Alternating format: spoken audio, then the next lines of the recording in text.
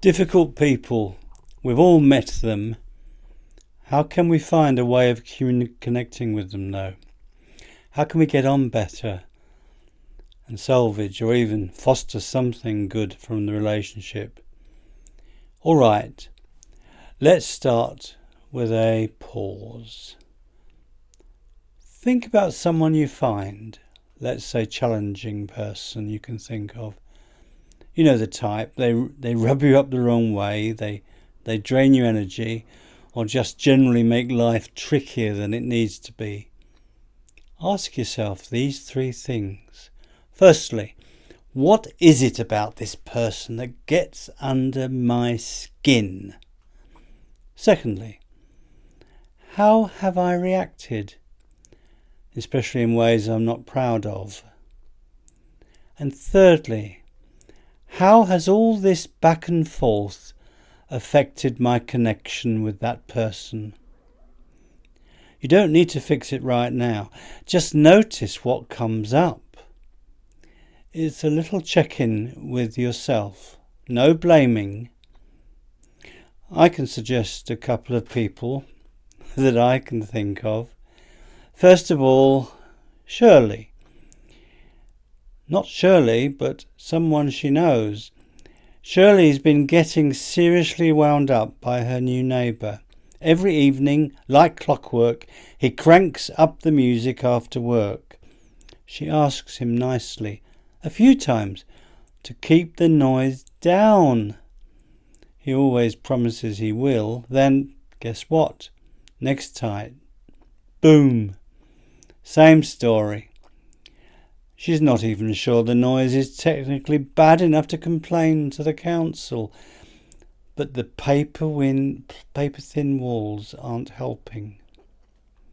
And she's genuinely thinking about moving home, just to get away. Thing is, she doesn't trust herself to get over there again and speak to him without losing it. And yelling probably won't help.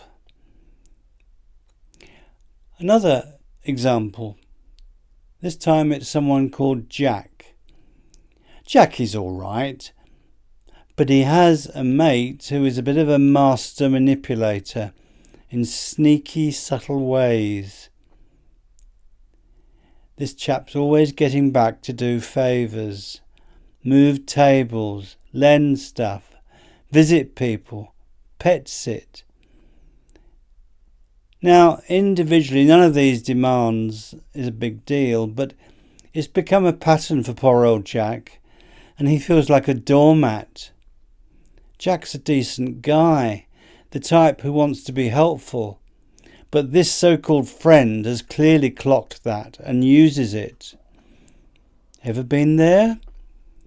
Someone gives you a gift, but suddenly there are invisible strings attached.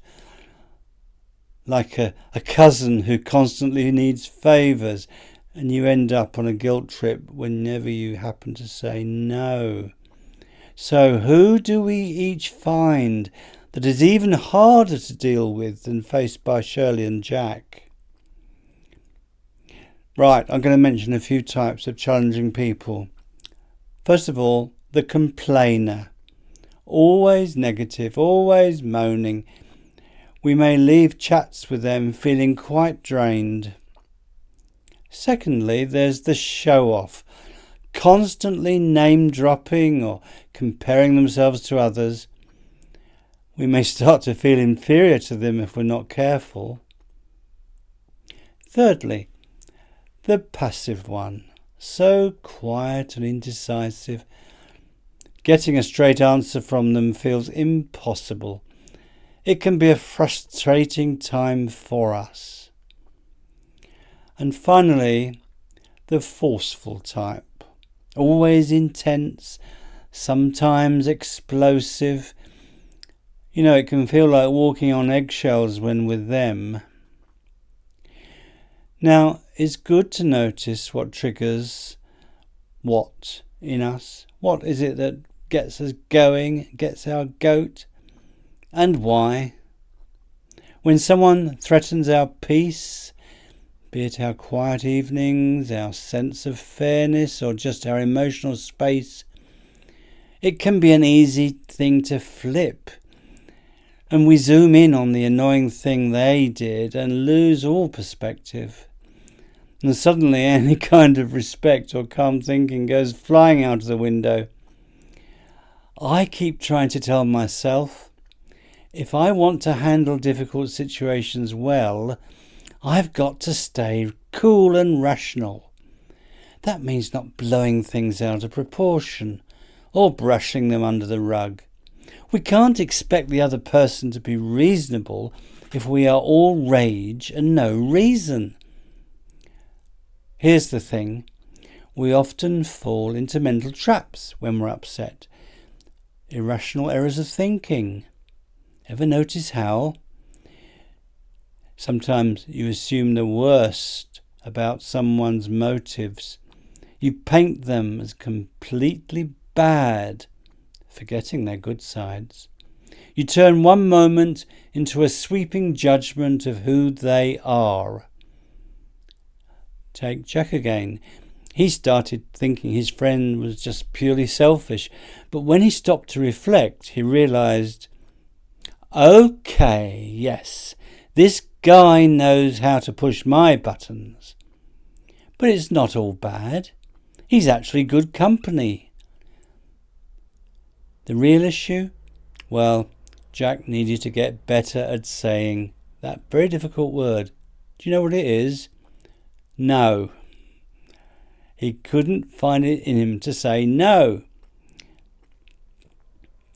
Now, just to sideline really, you know from the Gospels that Jesus Christ once said, stop judging by appearances, judge correctly.